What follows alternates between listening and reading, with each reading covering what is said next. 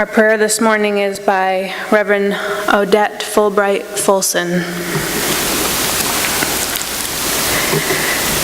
Did you rise this morning broken and hung over with weariness and pain and rage, tattered from waving too long in a brutal wind? Get up, child. Pull your bones upright, gather your skin and muscle into a patch of sun. Draw breath deep into your lungs. You will need it, for another day calls to you. I know you ache. I know you wish the work were done, and you, with everyone you have ever loved, were on a distant shore, safe and unafraid. But remember this, tired as you are not alone.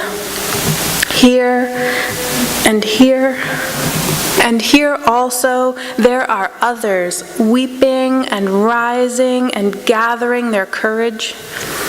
You belong to them, and they to you, and together we will break through and bend the arc of justice all the way down into our lives. Amen. Our reading this morning is a responsive reading, which means that I will need your help. And you can find the reading in the back of the hymnal Singing the Living Tradition. It is number 733, the very last reading. And I will read the bold words if you will join me with the italics. Number 733. Out of wood and stone, out of dreams and sacrifice, the people build a home. Out of the work of their hands and hearts and minds, the people fashion a symbol and a reality. May this house be truly a place of meeting, meeting one with another in warmth and joy and openness, meeting one with another in courage and love and trust. May all who enter here trust one another so surely that they dare to share the deep fires that burst into anger as much as the sweet spring waters that swell into laughter, the slow erosion of wounded tears as much as the soaring song. May these walls know silence as 100 hearts search inward, each for its own small spark of hope that might otherwise be snuffed out in the noise. May these rafters hear the voice of the child as surely as that of the orator, and the sound of the lute and the ring of the cell phone. I'm updating the reading. The swish of the broom, and know that all are as holy as the shout of 1,000,000 stars. May the rain fall lightly on this house, the sun shine warmly, the winds blow softly, and bless it as a place of joy and peace. Thank you. Once upon a time, a community got together to build a meeting house on the Outer Cape. It was the tail end of the 1800s, and they built their large white church in the Greek Revival style. It was a formidable structure holding up to 500 people, and it became a social center for the community and a landmark for mariners. But at the turn of the century, the church began to decline. In 1925, the building closed. A decade later, it was deeded to the neighborhood association. But then, a few years after that, in 1940, the empty building was struck by lightning and burned to the ground. There's nothing left of it. At first, you might have thought that I was talking about our meeting house, right? But actually, I was talking about the South Truro meeting house down the road. A few of the members of the worship committee and I went there the other day. I mean, there's nothing there now, but a plaque set in a large rock which says, "Site of the South Truro Meeting House, destroyed by fire, March 21st, 1940. And next to that is a wooden sign giving the brief history that I just shared with you. And there is a picture of the meeting house, which looks eerily similar to ours. They were built around the same time, you see. Ours in 1847, theirs in 1851. And our histories run parallel for a time. A large congregation dwindles after the turn of the century. Instead of closing entirely, our building was closed up during the winters.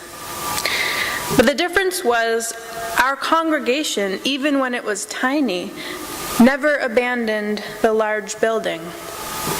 Over the years and through the Depression and through the wars and through the changes in the fishing industry, a core of members kept this place afloat.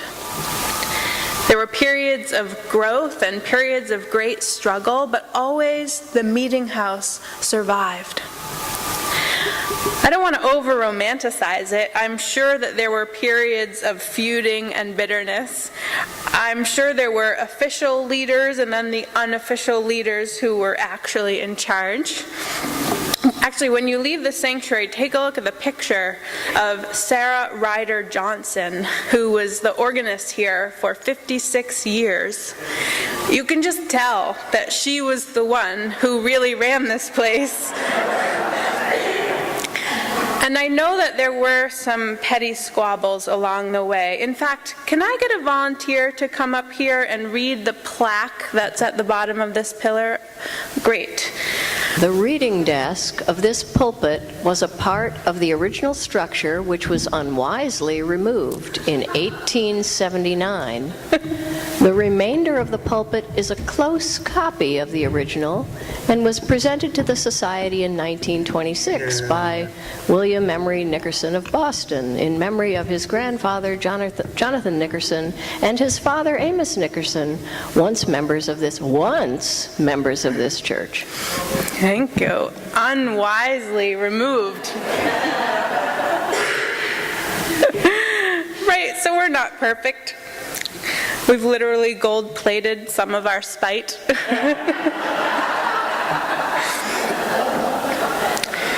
But in our perfectly human imperfection, we have also been good stewards of this place. Good stewards of the saving message of our Universalist and Unitarian faith, that a loving God would not damn all of us to hell, that we need not think alike to love alike, that love is love is love, that all are welcome here. Unitarian Universalist minister John Burens points out that most religious groups ask the question, what do we all believe in common? That is the creedal question. The question we ask instead is the covenantal question, he says. What are we willing to promise to one another and to the world? That is our question. That is always our question. What are we willing to promise to one another and to the world? And over the years, through all the highs and lows of our history, the people within these walls have been coming back to that question. What are we willing to promise to one another? Can we keep the promise that we will turn our hand for good? And although it has been the people, not the building, who have kept that faith alive and moved it into the future, expanding our understandings and our theology and our sense of responsibility to bend that arc of justice way down into our lives, these four sheltering walls have played an important part too. We served as the town's infirmary for the 1918 flu epidemic. For almost 200 years, we've been a place that people have come to get married and to bless their babies. We started the town's soup kitchen here. And when people began dying of AIDS, this congregation began a program to care for them. And it's impossible to count the number of memorial services held in this very room. Before we left the site of the South Truro Meeting House the other day, each of us placed a small rock onto the larger rock with the plaque and said a little prayer for the community that once met there. Standing on that site, we were filled with sadness for them and also a deepened gratitude for our own meeting house and for all those who have taken care of her through time so that we can be here today. In 1980, according to Meeting House member Dana Noble, there were only about a dozen members of the Unitarian Universalist Meeting House of Provincetown. But boy, were they dedicated to this place, and they helped to turn things around. I think that's because they knew that what they were preserving and repairing and restoring was not just for them. It was for all those who would come after them. It was for us. At one point not too long ago, the meeting house began sinking into the sand on which it's built, and the congregation raised money to literally shore up the foundation of this church. And so we are built on a strong foundation in so many ways, literal and figurative. Here's another once upon a time for you. Once upon a time, a man came across 3 masons who were working at chipping chunks of granite from large blocks. The first seemed unhappy at his job, chipping away and frequently looking at the sun to tell the time. When the man asked what it was he was doing, the first mason responded rather curtly, "I'm hammering this stupid rock, and I can't wait till I get to go home." A second mason, seemingly more interested in his work, was hammering diligently, and when asked what it was that he was doing, answered, "Well, I'm molding this block of rock so that it can be used with others to construct a wall. It's not bad work, but I'll sure be glad when it's done." A third mason was hammering at his block fervently, taking time occasionally to stand back and admire his work.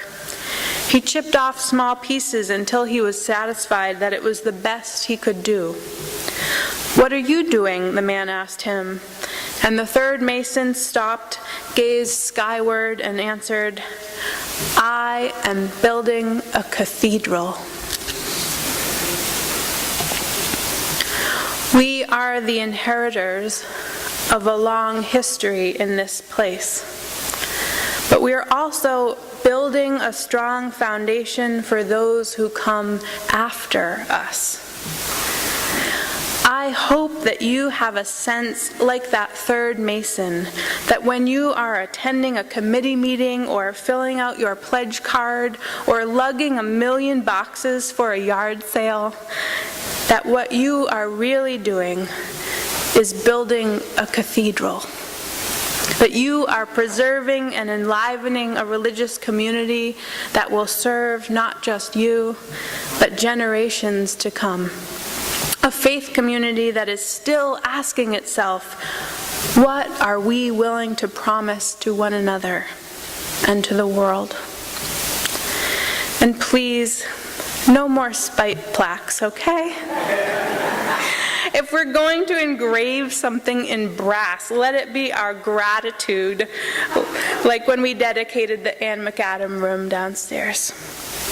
Let it be the names of those who bequested money to this meeting house in their wills, like Kay Baker, Pat Schultz, and Lenore Ross, whose names are on the plaque downstairs in Acker Bosworth Hall, named, by the way, after two of those devoted members from the 60s and 70s, Joseph Acker and Jeff Bosworth.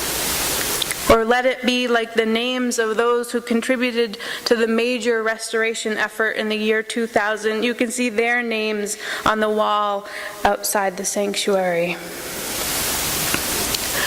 Remember, there could always come a time when this place is no longer here, but instead a memorial which marks the spot that we used to be. There could always be another set of condos, or a parking lot, or a place where strangers come to lay a stone in memory of our community.